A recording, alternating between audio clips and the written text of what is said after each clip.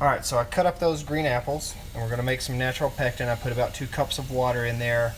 We're going to bring these to a boil, and we're going to stir them constantly because you don't want them sticking to the bottom of the pan. And then we're going to have to cook out all that moisture.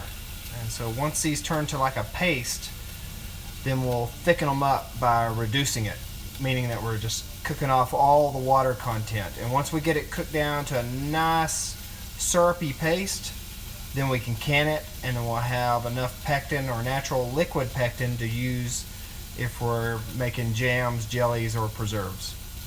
And then I strained them into this bucket here. Let's see if I can lift that without dropping it back in there. Set that aside. So there's our pectin. I'm going to take that and I'm going to strain it through here. Let's see if I can do that with one hand.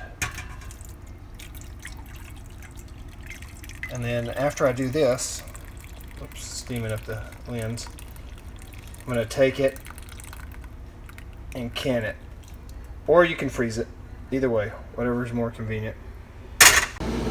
If you're going to can, put them in the little 4-ounce jars, and you can just use the whole jar to make, 4 cups of jelly, whatever the recipe calls for. But if you're going to use pectin often, and you want to store large amounts at one time, maybe you don't have the little 4-ounce jars, it's best to freeze it like I've done. So what I'll do is just take it out, let it thaw a little bit, scoop what I need out, and then freeze it again. And that's a good way, and then you don't even have to can it in smaller jars. Because once you can it and you open it, then you can keep it in the refrigerator for about 2 weeks, but then it's going to go bad.